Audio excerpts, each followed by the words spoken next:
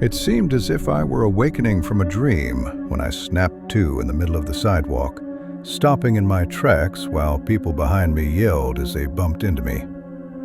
The cold winter air brushed my cheeks, yet that was the only thing familiar. I was terrified as I realized I had no memory of getting here, or what I had been doing. My last memory being the Marine Corps sending me into a forest in Japan for an extraction. Searching my pockets for my phone offered no clarity. It was almost a year and a half later than I thought. I checked maps for a home location, 80085 Wallman Lane. Luckily, it was only 15 minutes away, so I started walking toward it, my mind racing with confusion. Finally arriving at a 10-story apartment building, I searched for keys to unlock the door. After a few minutes, I found a key ring and tried them one by one. A man appeared behind me saying, "How are you tonight?" I replied, stressed, "Fine, thanks." He noticed my struggle and offered help, letting me in with his key. I followed him down the stairs as he asked if I was going to do laundry. "No, why?" I said. "Are you not in apartment 6A? This is the wrong way," he explained. I turned, wished him a good night, and climbed to my apartment. My hand touched the cold metal handle, and a staggering sense of déjà vu made me jump. Taking a deep breath, I tried the key again, hearing the click echo in the hall. I slowly twisted the knob and cracked the door open, revealing darkness so deep it swallowed the faint daylight outside. My flashlight revealed an empty apartment, except for a refrigerator and oven. I explored each room, finding nothing, until returning to the kitchen. Opening the oven, I found it spotless.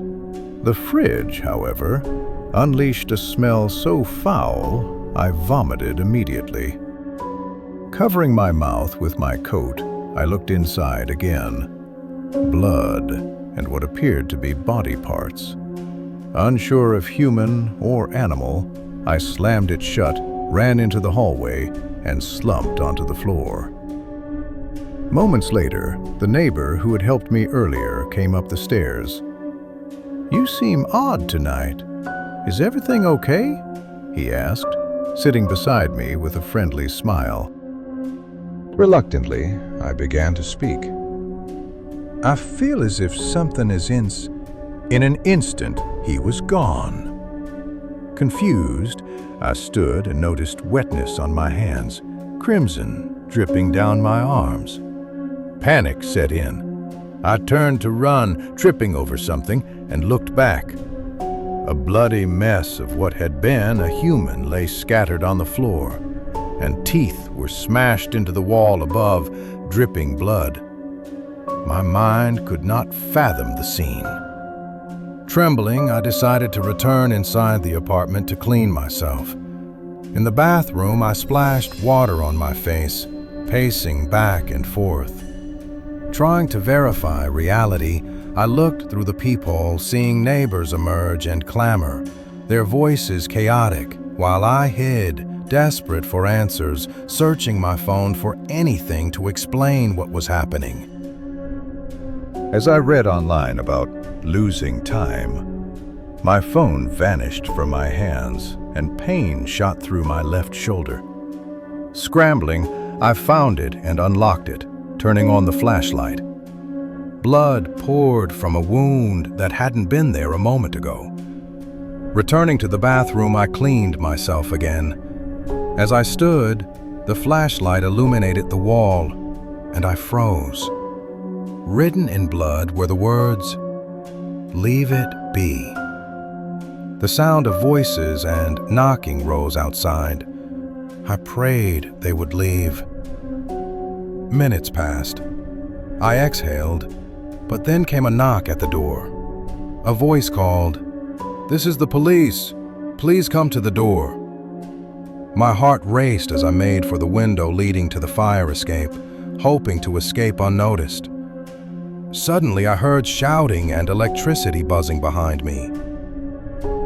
I awoke on my back, my whole body aching. I could not move my arms. They were restrained in front of me by a white coat wrapped around my torso. I looked around, seeing only a soft white room and a dimly lit bulb humming faintly. A small window above the door revealed a television playing a police funeral. Tears filled my eyes as I recognized the grieving families and children of 2 officers standing at the front, praying. The realization hit me like a blow.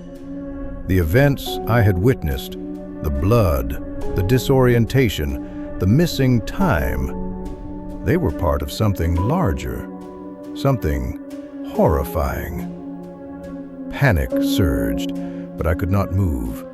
Trapped, restrained, and witnessing grief, I understood that the nightmare had only begun, and whatever had followed me from the apartment was far from finished.